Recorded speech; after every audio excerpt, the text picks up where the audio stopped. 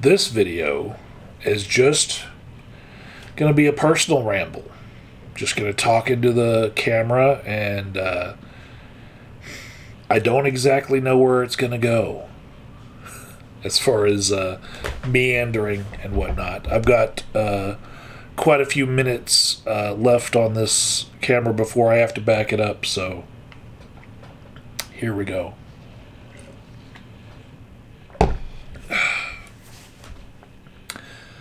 I had a couple interactions on the internet this week, albeit brief.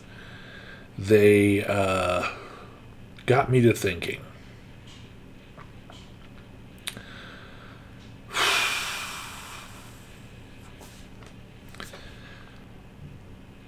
I've had some ebbs and flows in life recently.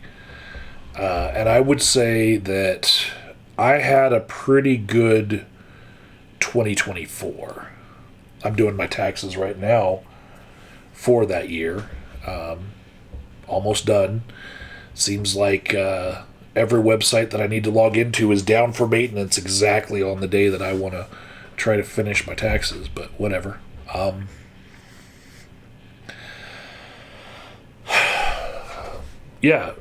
had a pretty good 2024. Not so much the middle and towards the end of 2023. Had some bad times. And previously on this channel, I have mentioned the amount of struggling I have with depression and grief and insomnia. Those three. And not all of it have I shared on this channel as I used to. And part of that is because I will just say that the number of videos that I post to YouTube seems to correlate with my mental health being good. The more that I'm posting. And when I'm not feeling good, I'm less active, therefore I post less. It's pretty solid as a correlation. And if I'm posting, I'm probably having a good time. Yeah. So sometimes when things are going bad, you guys don't know it. And I will say that at the end of 2023, I had like the confluence of a bunch of grief, which has a depression that goes with it, and a bit of insomnia. I wasn't sleeping well. So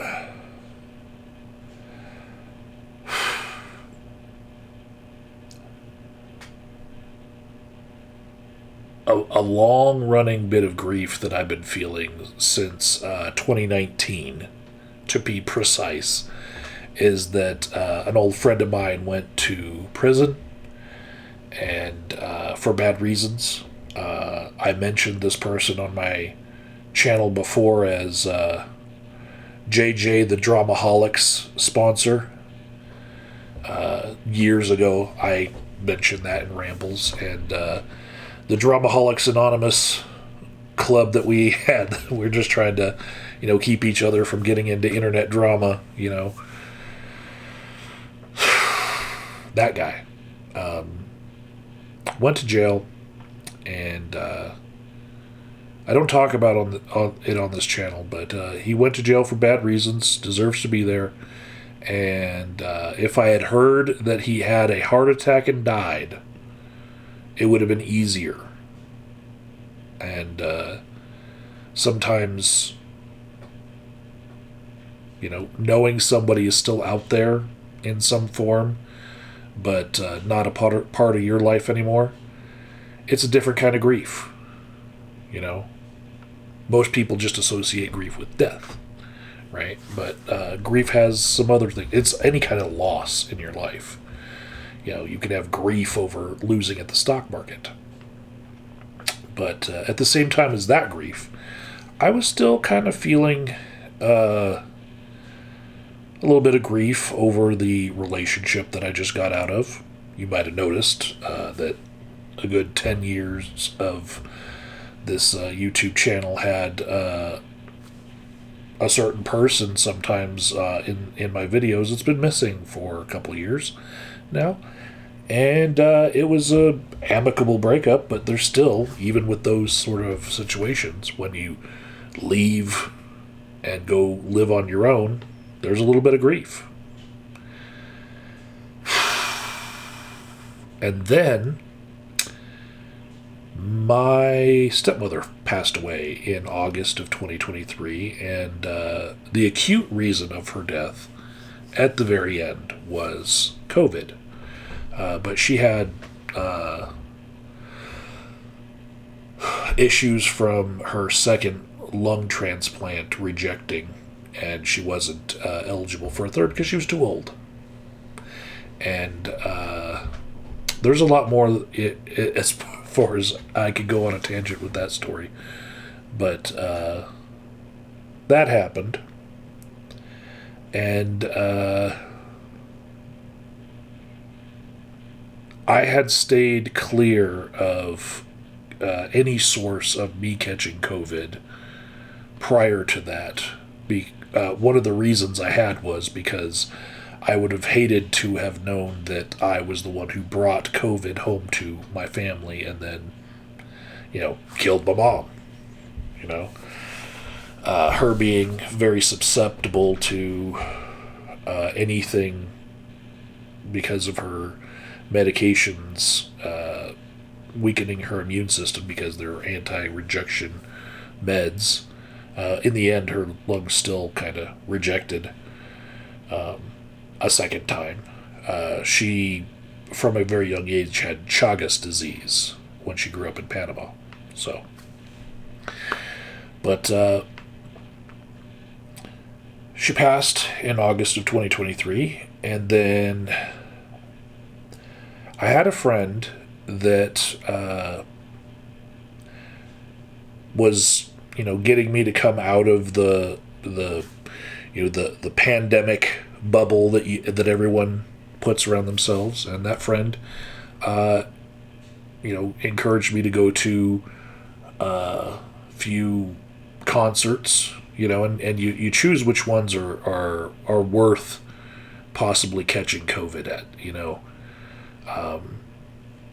I only went to big concerts, and there are a couple bands that are still on my bucket list that they were at like kind of smaller venues, so I decided not to see them. One of which being The Cult was at the Marquee Theater, and I decided not to go because I was like, I'd hate to have that be the reason that I caught COVID. But I ended up catching COVID by taking that friend to the Oddities Expo with a couple of my other friends. And I had basically let down my guard after a while, and stepmother's already dead, so I was going out to different experiences, and the Oddities Expo actually was in the Colorado Convention Center, which is in kind of a enclosed space, and a couple days later I felt sick like I'd never felt, except for it kind of felt like how I felt with the first time I got the COVID shot. And so it was COVID, and I tested, and it was there. But that friend that I had that had been working on me getting out more, that friend wanted me to go to things like 5 days after I tested positive, saying, well, that's the standard. I'm like, no, I get that that's like some person said that that's their work policy somewhere, but like, I'm not leaving my home until I test negative. And it took me 2.5 more weeks, and that time really made me think, like, how many people were getting exposed to COVID because people were just antsy to get out of their homes, and they didn't like, the self quarantine time. They were like, well, it's been 5 days. You're gonna test positive. Whether you're infectious or not, they said. And I'm like, no, if I'm tested positive, I'm infectious. Just like every other fucking sickness in the world. People were just coming up with their own rules, and I just didn't like it. And I started thinking about this friend in, like, like, here I am on team save the world by quarantining if you're sick, and this person probably had spread some COVID. And maybe it wasn't that I went to the Oddities Expo. Maybe I was in this person's vehicle and they had some sniffles that they didn't want to acknowledge. And that might have been where I caught it, was from this person that kept on trying to get me out. And at the time, I had appreciated the sentiment of getting me out of the bubble, because I was one of the last ones to do it, But I still was not happy with the fact that I had caught COVID. 3.5 years I stayed clean of it, and then for the Oddities Expo, like, if it had been for some of the concerts I went to, like Muse or Nine Inch Nails, I would have been like, well, it was Muse, right? But the Oddities Expo, it just didn't sit well with me.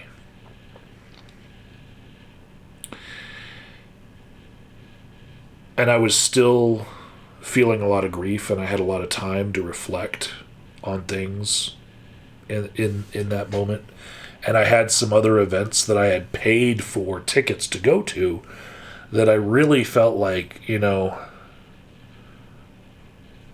I let my guard down, and I got sick from this, presumably this event, somebody was sick there, even though it could have been anyone around me that I thought was safe. And I started thinking, like, what is really important to me? What is worth going out for? And at the time, I'd taken some time off to grieve the loss of my stepmother, who did a lot of the raising of me. And I also decided to quit working for one of the places that I was working as a therapist, and use that time to transition into being a private practice clinician. And it takes a while to ramp up your caseload. You don't just get a full caseload right away. And so, I didn't have a lot of clients, so I didn't have a lot of things to do in the week, and so I had a lot of time to think. And I was in my apartment, not willing to leave until I was clean of COVID, like, clean test. Then one day, I got a call, and it was from somebody needing a particular style of therapy intervention. What they needed, and I remember this was like a Thursday night. What they needed from me is they asked if I could write a WPATH letter. And if you don't know, and if you're not in that circle, then you shouldn't. WPATH letters are for people who want to seek transition surgery.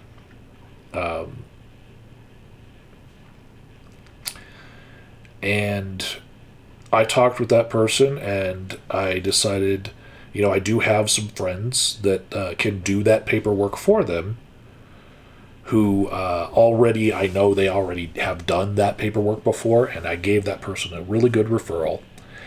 And I decided, you know what, I'm not going to refer those people away in the future. I'm going to be the one who can do that for somebody. So I looked into WPATH training. And it was kind of a moment for me where I was like, you know, it's something to do. You know, and I can be an ally, help out in the community. And the next morning I woke up probably late for, you know, the standards of most people because I have insomnia. and without many clients to wake up for their sessions, I'm going to just sleep all over the clock, you know. But I remember I woke up and same person who had been trying to get me out of my bubble, I picked up the phone. I was talking to that person, and they did not agree with me getting this WPATH training. Now, this person ostensibly maybe should have, you know, given that they are part of those circles where people are, you know, friendly towards the LGBTQ community. And so I was like, this is weird that that person would tell me that I have no business getting that training. And I was put off by that. And that argument, I won't go further into it, but basically it stopped that friendship. I was like, wow, this is weird. And I decided to take a break from that person, and then more weirdness happened on their part. And I was like, you know what? I'm going to go get that training. And when I say that there's ebb and flow in my life,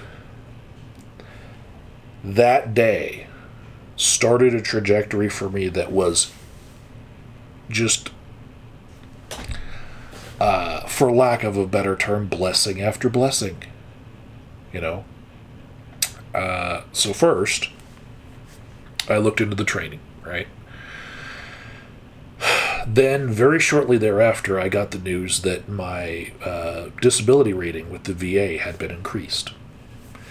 And in learning how to advocate for myself and get that increase, throughout this year, I actually helped 2 other veterans get their disability levels increased with the VA, which results in more compensation. And, you know, just I got that benefit, and I decided to help others get it. And I would, you know, just the feeling of helping 2 other vets like me, that was just wonderful this year, right? But it started with me going through the process myself, and then it finally paid off like November of 2023, right? Then right after that, my student loans were forgiven. And for me, that was about $78,000 that I still had left, because I had paid off most of my undergrad loans, but I had my master's degree loans to contend with, and they just got paid off. And so, you know, rays of sunshine just bang, bang, bang hitting me, you know, and I'd been playing hide and seek with the sun for years, so like it was just a wonderful feeling. And then I got training in how to do ESA letters, which is emotional support animals. It's something that therapists do. And I've been using that to help a few of my clients get emotional support animals, or get the animals that they already have to be declared emotional support animals, because they're still under the person is still under my care. And thereby, their apartment can't charge them pet rent anymore. And they got their deposits returned to them. And so it's a little bit of a bonus for my clients, but a lot of my clients are living very close to the edge. Times are tough, and just being able to get that to people who need it, it just felt good. Good feelings coming my way from doing that. Then I can say this kind of anonymized. I had 2 of my clients apply to PhD programs, and it got me to thinking that I want to apply to a PhD program, and I made some videos about that process here on my YouTube channel, like how I declined even filling out the application for Liberty after talking to a person from their program because I don't agree with their politics, and the fact that I didn't get accepted to the first place that I actually applied. I made a video on that, and for a place that I applied, I'm actually advocating for some people because there was some shadiness that went down with it, and I'm part of a Title IX complaint that is still right now being investigated. But I just felt like it was cool that I could help advocate for them because I saw what went down, and it was not good in the admissions process of a place. So I did finally get accepted into a PhD program, which was also like wonderful, right? And so everything's going good, right? And then I ramped up my private practice, and I got paneled with a whole bunch of insurances because I like to work with people at a certain income level who have insurance, and I'm not just looking for people who have the cash to pay out of pocket, There's my people, the working class people, range of people that I felt like working with, and so I got paneled with almost every major insurance, and I trusted in my own ability to get a caseload, and I won at life. Like, I actually built a caseload, and I get paid for the short amount of time that I do work in a week as much as I would get paid if I worked at a community mental health agency working a 40-hour work week, right? So I've got my PhD program and my private practice taking up my time, right? In May of 2024, I made a video on how I turned down a job that would have paid me $70 an hour because it was not worth my time compared to what I was already doing, and it's not enough to buy a house in the same city where I live. You wouldn't be able to afford a mortgage application. You wouldn't qualify for living in the same city that you work for that. So I and when I saw that it was like $70 an hour, like part of me was like, whoa, life is good if I can turn that down, right? Like, the trajectory of my life, whoosh, positive. My depression levels, whoosh, and I like to normalize going to therapy, and part of that is telling people that I actually have a therapist and have been seeing one for years, and that person has noted that 2024 was really good for me. My reported levels of depression were way down. So over 2024, I started dating again. I engaged with old friends a lot more.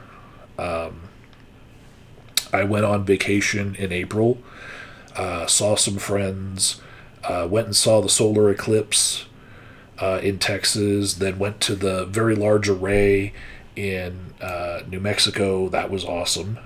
Then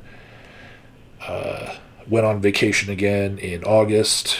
Went to, Hollywood, Universal Studios. There's a little short video of me at the Hilton, like, looking down on Universal Studios on my channel, right? Then I went on another vacation in November, saw some family and friends, and saw a cranberry farm, but really it was for Thanksgiving. And then I got 100% in the first PhD class that I finished in my program. I actually got 100% in 2 of the first 3 classes, and then, once you're in a PhD program, it's not like the GPA matters. So I have put in paperwork to switch from the credit no credit system to the GPA system, because why? What am I going to do after, what am I going to use that GPA for, right? So it's like pass no pass, right? And so the third one wasn't 100%. It was like 91.5. And that person grades really, really strictly. Still good professor, just strict grader. Compared to the other 2. That might be why I got 100% in the other 2, but maybe I was just really good. I don't know.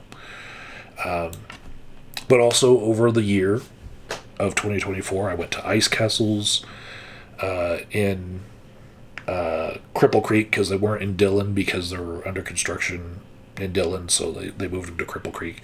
I went to art destinations, food destinations, farmers markets, looking at all sorts of things that I like to do. I moved across town to a better place. I downsized a bit, and I organized into some boxes here, these file boxes. You can see, and that organization was a boon to my depression. Like, just being organized is so much better. It feels better. I built the bookcases behind me, and the organization that you see on them makes me feel better, right?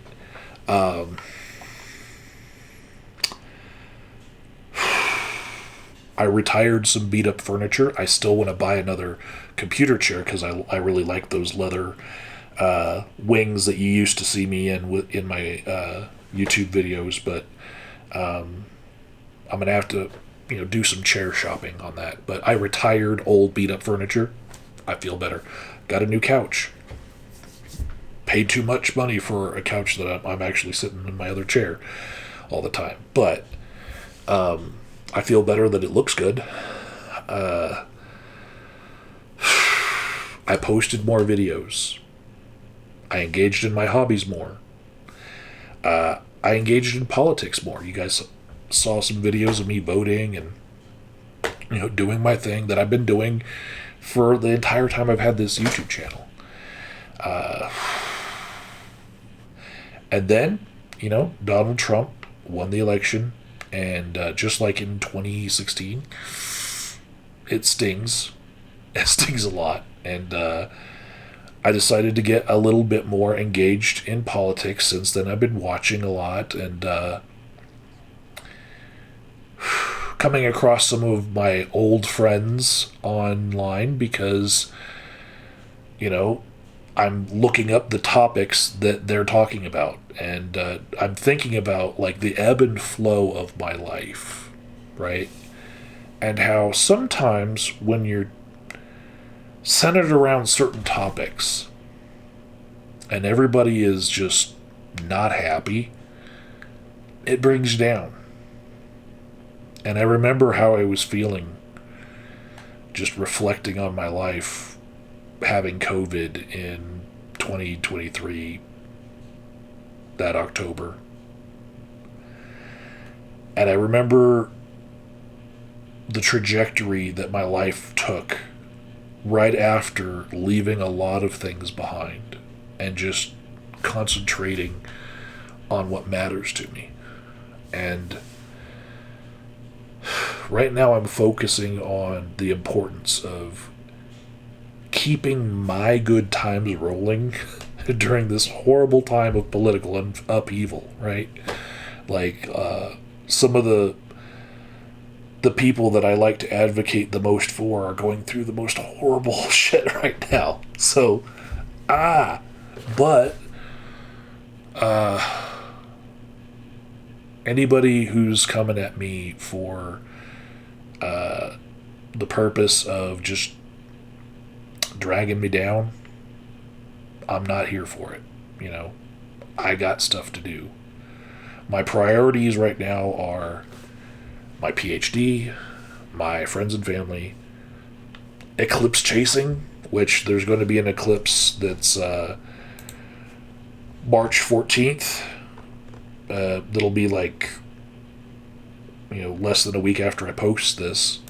And unfortunately, Denver's going to have cloudy skies so far on the weather forecast on Friday. So I might have to figure out where I want to drive that day to see the lunar eclipse without clouds. That might be a tough one. Hopefully it's somewhere like Kit Carson in the uninhabited east side of Colorado where the skies are darkest, anyways, after that it's like painting, other hobbies, video projects on this channel and on others. All of that is what matters to me. But primarily my PhD work, friends and family, my private practice,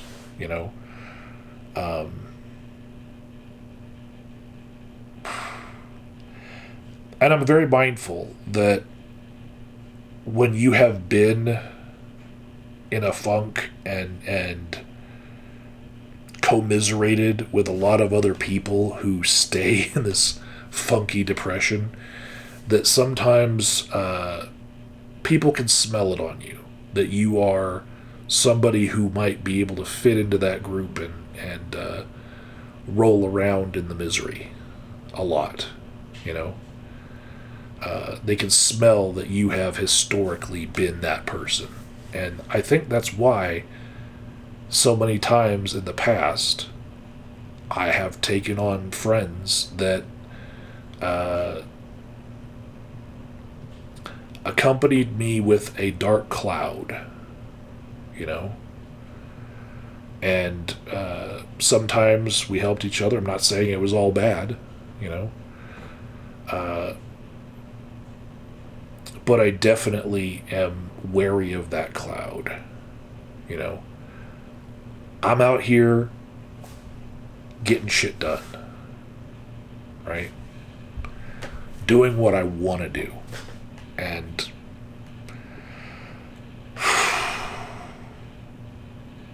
I know that we're gonna go through some shit in the next couple of years. And on the other end, I'm going to shoot off in a positive trajectory, like running with a parachute and taking it off. That's my intent. That's what I'm putting out in the world.